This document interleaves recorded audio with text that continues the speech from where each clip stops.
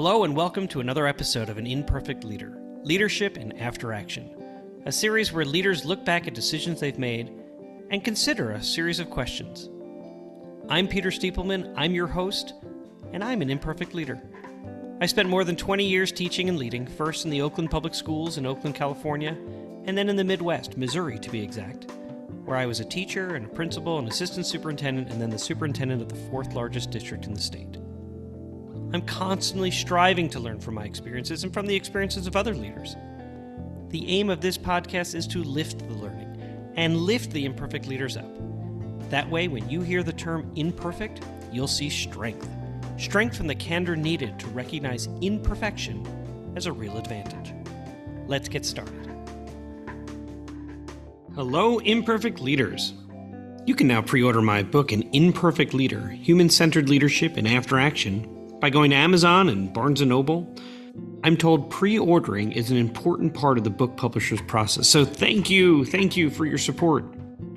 Speaking of new books, this week I read Seen and Unseen, what Dorothea Lange, Toyo Miyatake, and Ansel Adams photographs reveal about the Japanese-American incarceration. And wow, it is powerful. Written by Elizabeth Partridge and illustrated by Lauren Tamaki, this masterpiece reminds me a lot about leadership and systems thinking, and specifically perspective. The Water Center for Systems Thinking instructs us how a systems thinker increases understanding by changing the way they view aspects of the system, and then asks us whether we are willing to change our mind as we learn about new perspectives. One of the things we sometimes fail to recognize is the role of perspective when it comes to recounting our own history. Heck, we forget to consider it in our own daily interactions. During World War II, in one of the darker periods of our country's history, our government suspended the Fifth Amendment and incarcerated thousands of Japanese Americans.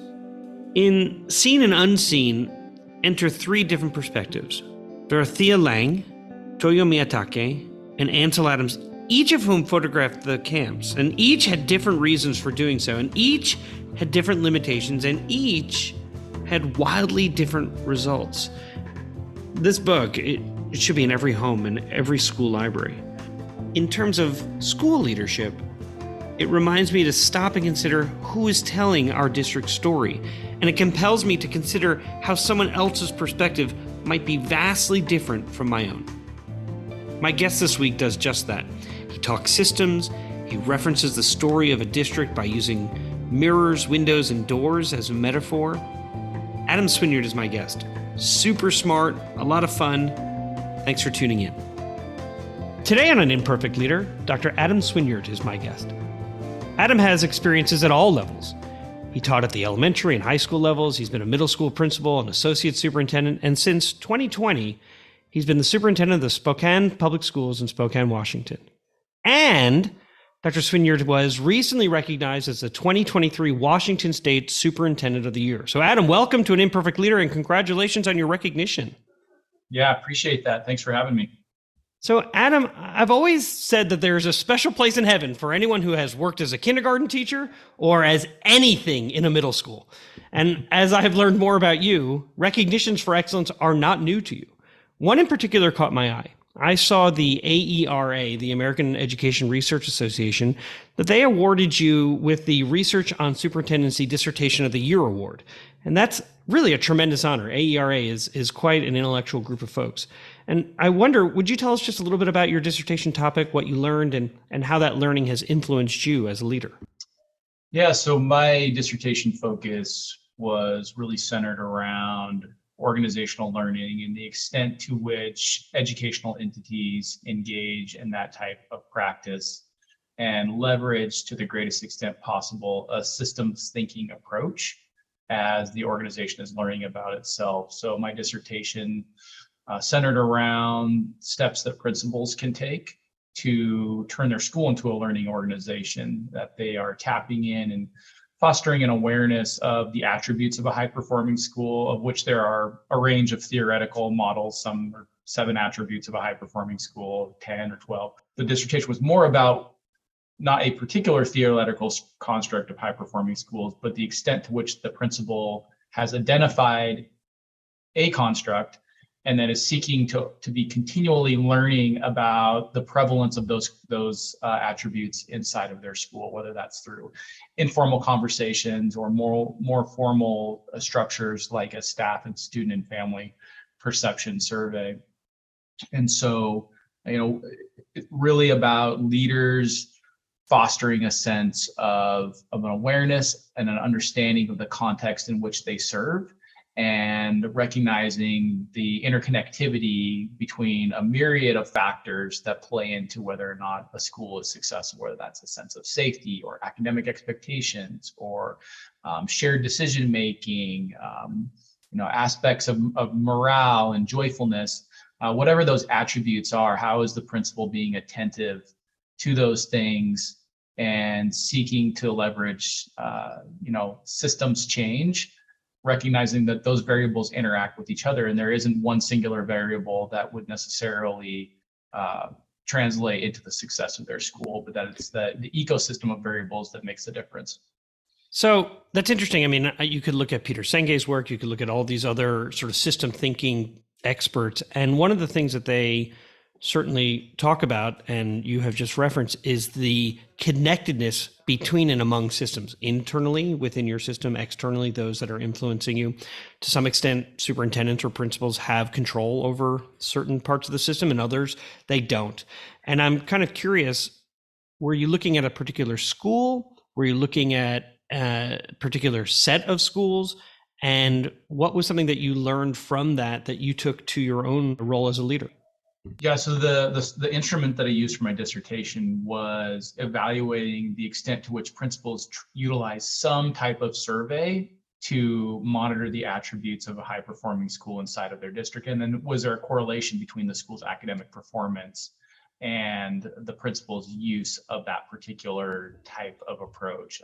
So you might do a Likert scale or something like that, where you're asking people, do you somewhat agree or disagree? And then wondering whether or not, if there is psychological safety in that school, how did that compare to how students were actually performing, or looking at attendance of kids or attendance of adults or those types of things? Yeah, and so the dissertation instrument was about whether or not the principal was engaged in that type of behavior. Whether do you annually distribute a survey to your staff? Do you incorporate the results of that survey in your school improvement planning? What type of attributes are you measuring, or variables are you measuring inside of those surveys? And so the dissertation was about, do principals who engage in that type of practice, do their schools perform at higher levels than principals that don't? And there was a statistically significant finding in my particular study that principals that are engaged in organizational learning, their schools demonstrate a higher level of performance. And I love my favorite analogy to this is actually not related to education, but I think it's very concrete. That, let's say that you own you're the CEO of a tech company, and you have a monopoly on the market. You have the product that no one else has. You have the best product. There's no reason that you should be worried about any of your competitors. And so your particular company, your product goes onto the market, sales spike, you're making lots of money, moving lots of product, and then all of a sudden you see this dip in sales. Typically, when businesses have a dip in sales, what do? They lower prices and they market more. And so the business lowers prices and they market more, and then sales, then they go up again. Well, then subsequently, then they dip back down. There's this other peak and valley. And so when the business engages in organizational learning, what they might learn is it really has nothing to do with the price point. It really has nothing to do with the marketing, but the fluctuation in sales was really an issue with the business's distribution center. And there wasn't enough capacity in distribution, so that when sales came up and demand for product went up, then the distribution center became overwhelmed, couldn't deliver in a timely way on the product, and then customers got frustrated and stopped buying it. For those who like system thinking, he's referencing a stock and flow map. Anyway, keep going. Yeah, exactly. So I like talking to school and school leaders around that example, because I think sometimes it's helpful to step outside of our current context and think about problems in other settings, and then try to then come back and apply them. And so I often share that example with principals, and then talk about how much time are you spending in your school improvement planning process about curriculum assessment and instruction? What data are you looking at? As you were talking through the stock flow map, there's so many pieces to that. And we quite frankly don't get that kind of training when we're going through our programs. At least that was not my experience, in terms of thinking not just about that one data point and what does that mean for curriculum instruction, but all the pieces of the system and our practices. Yeah. In the leadership model that I use to advise others, there is a dimension called leaders learning work. And that's really the mind or brains of an organization's work. And inside that dimension is a term using the power of language. And in learning more about you, you really appear to apply the power of language. So story, you just framing, metaphor, the example that you just gave in terms of the tech company, stepping outside of the educational realm and using another scenario as a way to frame a situation, casting an image for others. What does a shared image look like? And so I get a sense that you really do apply the power of language to accomplish what can really be sort of tough nuts to crack. So as a leader, how do you use language, things like scenario building, to help others arrive at that shared image of what success looks like? Yeah, well, I think there's never been a time in the history of public education where it's more important for us to tell the story and tell the story about the great things happening inside of our schools. And we talk a lot in our district around we need more mirrors, windows, and doors. We need mirrors for kids to see themselves in the curriculum, see themselves in the adults that are working with them. We need windows for kids to see out into the world, and we need windows for our families and our communities to see what it looks like, and see the joyfulness, see the activities. I always laugh with people that in our culture, it has not become uncommon for people to put cameras inside of their homes because they love their pets so much. They want to see what their pet's doing during the day. And, our culture has changed, and our families, they want to see what their kids are doing during the day. They want to have that shared experience. That's become an expectation of our culture, that you can see and feel and touch spaces that maybe you're not physically in. And so we really pushed ourselves to think about that. And then to have doors that kids can go out into our community, but also our district belongs to the community we serve, and people should be able to come in and be a real active participant. So I think the first thing that comes to my mind when you say that is telling our story and providing mirrors, windows, and doors is really, really important. And totally agree. 10, 15, 20 years ago, where people received their information was so much more narrow. When I was growing up, my dad, he read the paper. That's where a lot of his worldview, a lot of his sense making, a lot of his awareness of current events came from the morning newspaper. And if you were special, you had the set of encyclopedias in your house. And if your parents were paying for it month by month, you may have only had A through L for a while until they had enough money to get the rest of the alphabet.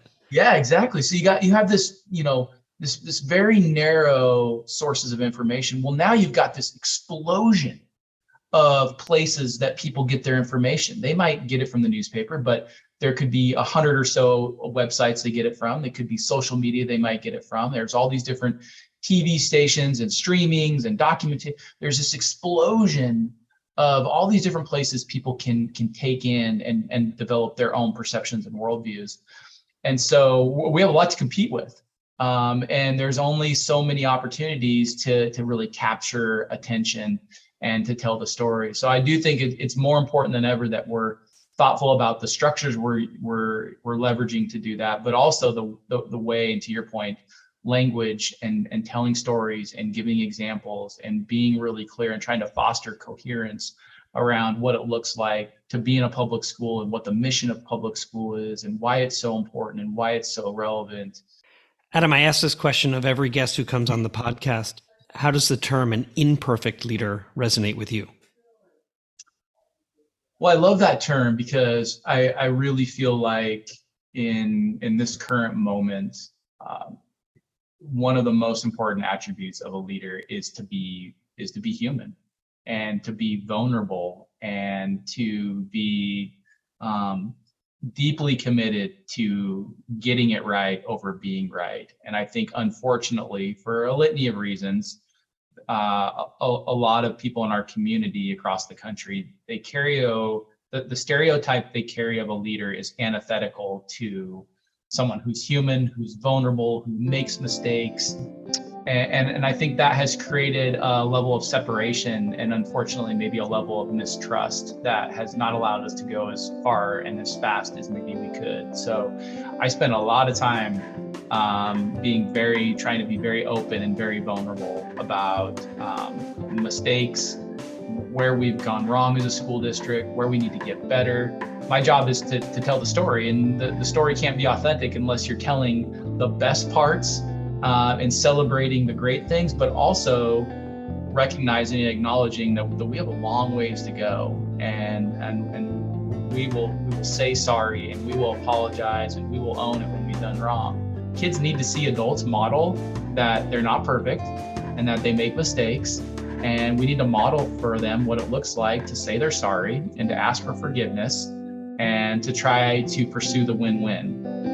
An Imperfect Leader, Leadership in After Action is supported by ILAA, a firm dedicated to supporting aspiring new and established leaders. For more information, please find them at human-centeredleaders.com. We're back for segment 2 of An Imperfect Leader called Imperfect Leadership in After Action. My guest today is Adam Swinyard, Superintendent of Schools in Spokane, Washington.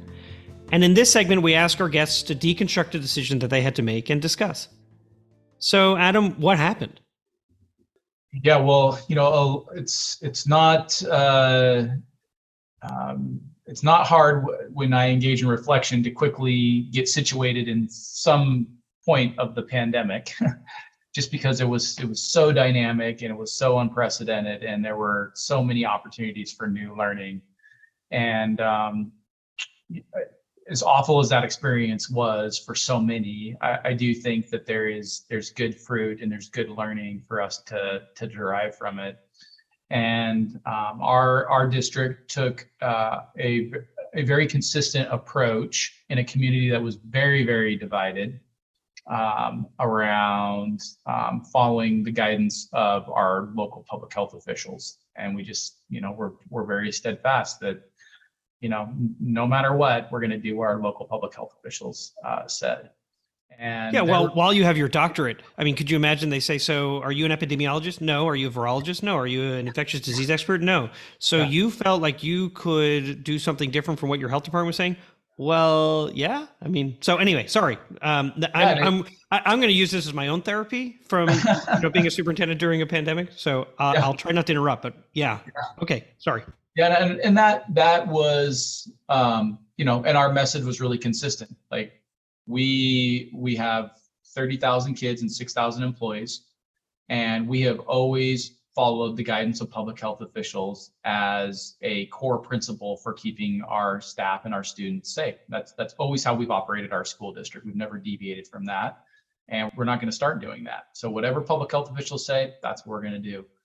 And there were moments of the pandemic where that really frustrated individuals that wanted more significant safety measures and precautions in place. And there were moments of the pandemic where that really frustrated open school advocates, because at one juncture we were full distance learning.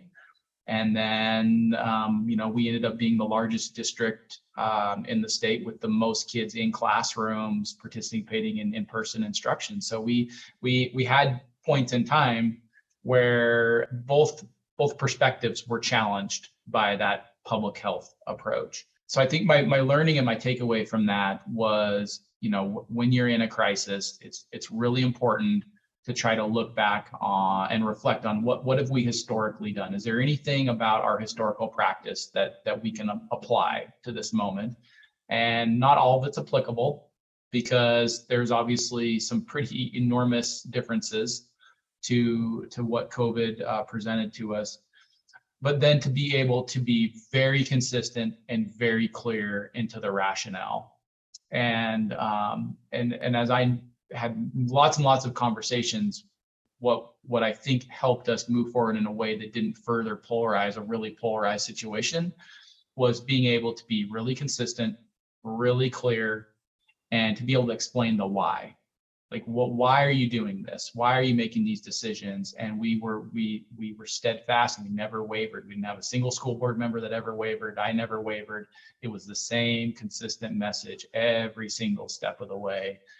And I think at the end of the day, although there were, again, points in time where people were really frustrated, I think ultimately it fostered a lot of trust, because in a crisis like that, and I think in many crises, one of the most detrimental impacts to how people are feeling in those moments is a loss of control.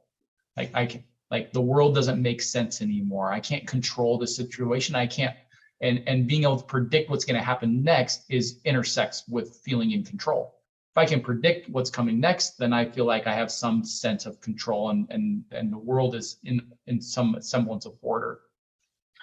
And so by being really consistent and being really clear, even though people didn't agree, I think it helped lower some of the emotion out of it, because then we became predictable. And the predictability fostered trust, even when there wasn't agreement. And so I learned a lot about how important it is as a leader to be clear about what you believe, be clear about your why, and then be consistent in your messaging and the language that you're using. And I mean, I literally used the same words in the same type of email. I was actually thinking the other day, like, I just used to spend all day Saturday responding to emails, and I personally responded to every single email I received. But the language was very similar, and that consistency was really, really important. It has to be. You know that they're sharing your responses widely. And to your point about earlier, your dad got his information from the newspaper. Now everyone's getting their information lots of different ways and lots of different platforms on social media. And so how do you make sure that your message remains consistent? Because the moment it deviates or shifts in any sort of way, now he's saying something different. So that's really interesting. When you look at, the pandemic is a really large topic to talk about, and you could break it down into, the virtual learning or distance learning as full distance learning, as you described it, or masks, or what does hybrid look like, or what does food distribution or technology look like. So there are lots of different subparts to the pandemic. Are there pieces, as you now look back, that you felt as a system, not you individually, but as a system, got overlooked? I'm not sure I would use the word overlooked. I think what I would say is the ability to anticipate how people are going to respond when they're in crisis is almost impossible. And so you may have employees that are usually very level, very pragmatic, and they were just inconsolable and erratic in kind of how they're moving through the world. That's interesting. So systems thinkers do consider the different perspectives that people bring to a scenario.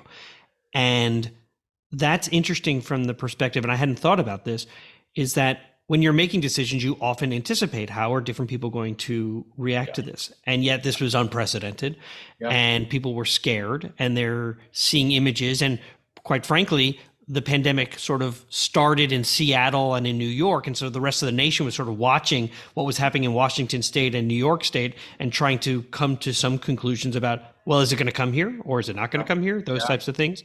Yeah. And so anticipating how people are going to behave was difficult. And I can't say that as a superintendent leading in that time, I took a step back to say, how is their fear and anxiety going to manifest in such a way? And what are some things that we can do as a system to meet their needs?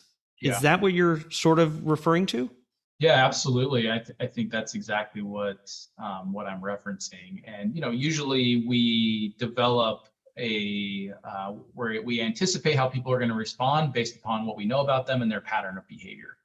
And that's what made it so challenging, is the pattern of someone's behavior historically was not necessarily predictive on how they were going to feel and behave during the pandemic.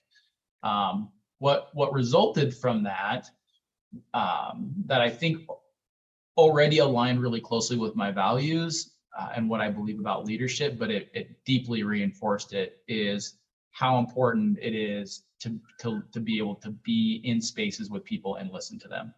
And just the ability, the humanity of feeling heard and listened to. And we had some really intense school board meetings that were pretty dynamic in nature.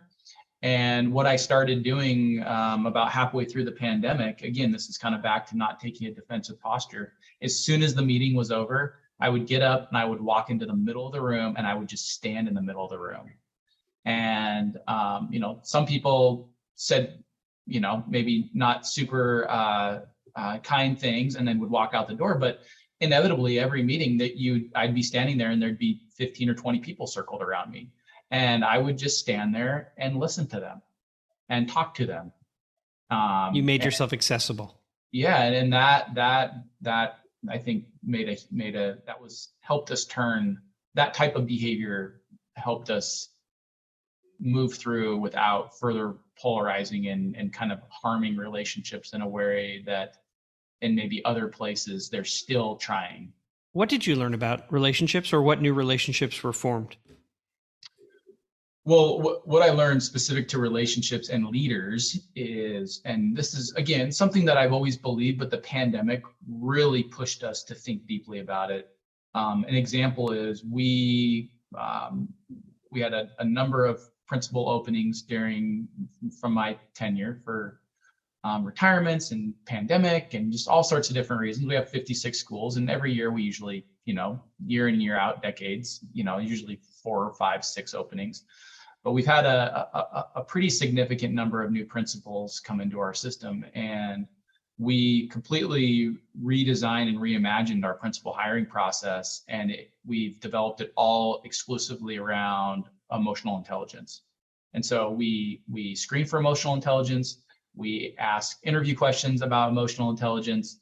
When we get feedback in forums, we're looking to get feedback on people's perception of the candidate's emotional intelligence, because everything orbits around relationships, whether it's a labor dynamic or a coalition building dynamic or a student dynamic or a race dynamic. Everything orbits around relationships. And so leaders that have an astute ability to understand their own emotions and be aware of their own emotions, and to be able to interpret verbal and nonverbal emotions of others, and then make leadership decisions based on their ability to interpret those things, is invaluable to almost everything a leader does. What frustrated you? What frustrates me maybe the most, and this is not just a pandemic thing, is I am somebody that believes unapologetically in the dream of public education. I believe in the dream that no matter who you are, no matter where you came from, no matter what your background is, there is hope for you to be happy and successful through public education. And I believe in that dream. I think it sits at the core of who we are as a country and our journey. The dream is not fulfilled. We're not there yet, but the dream in and of itself is so virtuous and is so American and is so worthwhile of us investing in, to realize that I really struggle with disappointment when I see messages and narratives that sensationalize the challenges and the failures of public education. And I'll be the first one to admit, we have lots of things to success, and I've got a great elevator speech about Spokane Public Schools, and there's some very real improvements that need to be made. And I think confronting those and talking about those are really important. Using public education and the pandemic as a way to continue this campaign for what is considered a reform, so vouchers or any other way that one might divert monies for public education and diverting it towards private entities, is an absolute assault on public education. And I have never heard it so beautifully stated in terms of the promise that we make, the contract we have with our families and our communities to provide them the very best education. And you're continuously working to improve. That is not a reason to raise a white flag on the most important institution in our country? In the end, what was something that was good that came out of your experience? So many things. But I love the fact that as you are recruiting great leaders, that emotional intelligence has played a sizable role in how you recruit now. That's different from what I've heard others talk about, and that's really impressive. I wonder what else has been a positive that has come out of this. I am so hopeful for the future. The pandemic was really hard, and it fractured a lot of things and a lot of relationships and a lot of families. And we're still standing, and we're still moving forward. And I am more hopeful for who we are as a country and who we are as a people. And our systems and structures are not perfect, but they can see us through really hard times and really tough things. And there's still some harm and some repair that needs to happen. And there's probably lots of important conversations on all sorts of levels. But it did make me so optimistic around who we are as a people, and to see the community come together and to see us supporting each other, and to see frontline workers going to work every day and teachers going into classrooms. And we had special education teachers that they never left our schools. There was no distance learning for them. They never left. They never stepped away from being next to their kids, supporting them and the needs that they had. So I really think the pandemic, although it surfaced some things that were ugly, I do think it demonstrated all the best values, all the best characteristics of who we are as a people. My guest again was Adam Swinyard. Adam, when they were awarding you the Superintendent of the Year award, the Washington State Association of School Administrators made note of your efforts to not just promote equitable practices, but to pursue those efforts with, quote, fierce commitment. Talking with you today has made it very clear why you were their choice. Thank you for your commitment to children, for sharing your words with superintendents across our nation and in the 20 countries who have subscribed to this podcast. So thank you so much. I really appreciate your time. Yeah, appreciate it. Thanks for having me. Take care. Music for An Imperfect Leader was written and arranged by Ian Varley.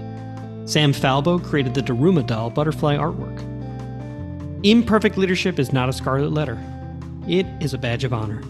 It recognizes that serving as a lead learner is about being a vulnerable leader, an empathetic leader, a compassionate leader. And I'm proud to be an imperfect leader, so I hope you'll join me next time for another episode of An Imperfect Leader, Leadership in After Action.